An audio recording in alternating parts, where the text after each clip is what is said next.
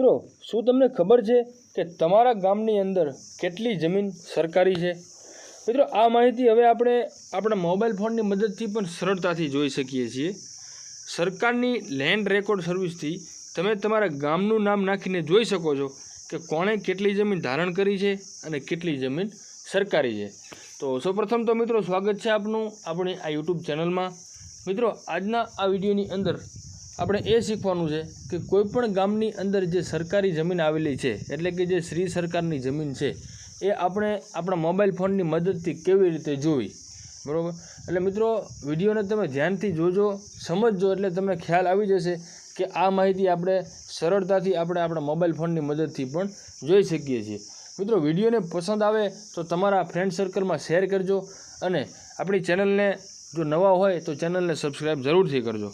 મિત્રો, વિડીયોની શરૂઆત કરીએ. મિત્રો, કોઈપણ ગામમાં આવેલી શ્રી સરકારની જમીન જોવા માટે સૌપ્રથમ તો કોઈપણ એક સર્ચ બ્રાઉઝર ઓપન કરી લેવાનું છે અને એની અંદર આપણે લખવાનું છે એનીરોર, બરાબર? આવી રીતે એનીરોર ટાઈપ કરી અને સર્ચ કરી લેવાનું છે. મિત્રો, વિડીયોને ધ્યાનથી જોજો. એનીરોર સર્ચ થઈ જાય ત્યારબાદ જે પહેલા નંબરની આ જે વેબસાઇટ આપણને બતાવે છે એનીરોર ગુજરાત, બરાબર? એની ઉપર આપણે ક્લિક કરી લેવાનું રહેશે. હવે મિત્રો, એની ઉપર ક્લિક કરશું એટલે જે ગુજરાત સરકારની જે ઓફિશિયલ વેબસાઇટ છે એ ઓપન થઈ જશે. હવે મિત્રો, આમાં અલગ અલગ ઓપ્શન ઓપન થઈ જશે, જેમાં તમે જોઈ શકો છો કે આ જગ્યા ઉપર આપણને બતાવે છે વ્યૂ લેન્ડ રેકોર્ડ રૂરલ અને તેની સામે આપણને લખેલું બતાવે છે અર્બન. હું તમને બતાવી દઉં છું મિત્રો.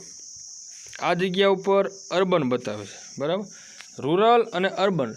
મિત્રો, આપણે અત્યારે ગ્રામ્ય વિસ્તારનું જોવાના છીએ, એટલે કે આપણે રૂરલ સિલેક્ટ કરશું. જો તમારે શહેરી વિસ્તારમાં આ ચેક કરવું હોય તો તમે અર્બન સિલેક્ટ કરશો.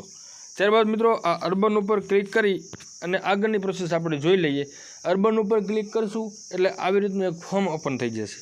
હવે એની અંદર મિત્રો ધ્યાનથી તમે જોજો, અલગ અલગ ઓપ્શન બતાવે છે, જેમાં આપણે પહેલા બોક્સની અંદર સિલેક્ટ કરવાનું છે. તો સિલેક્ટમાં હું તમને કહી દઉં કે મિત્રો, આપણે એની ઉપર ક્લિક કરશું એટલે આખું લિસ્ટ આવી રીતે ઓપન થઈ જશે. હવે આપણે એ જોવાનું છે કે કોઈપણ ગામની અંદર સરકારના નામે કેટલી જમીન આવેલી છે. તો મિત્રો, એના માટેનું જે આ લિસ્ટની અંદર હું તમને નામ બતાવી દઉં તો છેલ્લેથી બીજા નંબરનું છે કે ખાતેદારના નામ પરથી ખાતું જાણવા, બરાબર?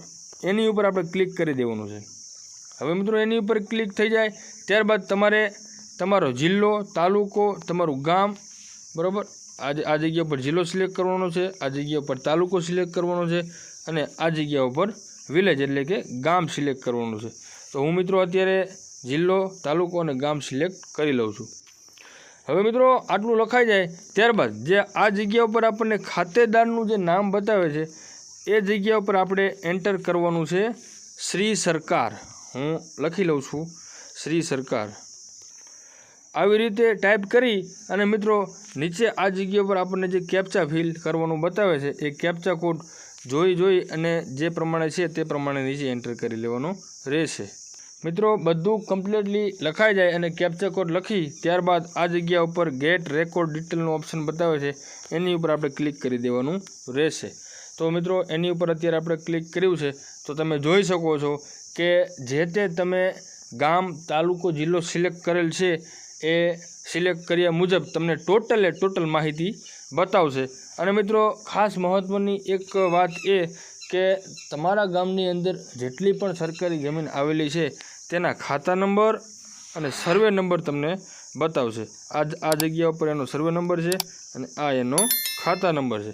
તો મિત્રો, આવી રીતે તમે સરળતાથી જોઈ શકો છો કોઈપણ ગામની અંદર કેટલી જમીન સરકાર માન્ય છે. તો મિત્રો, વિડીયો જો તમને પસંદ આવ્યો હોય તો વિડીયોને લાઇક કરજો અને ચેનલને સબસ્ક્રાઈબ જરૂરથી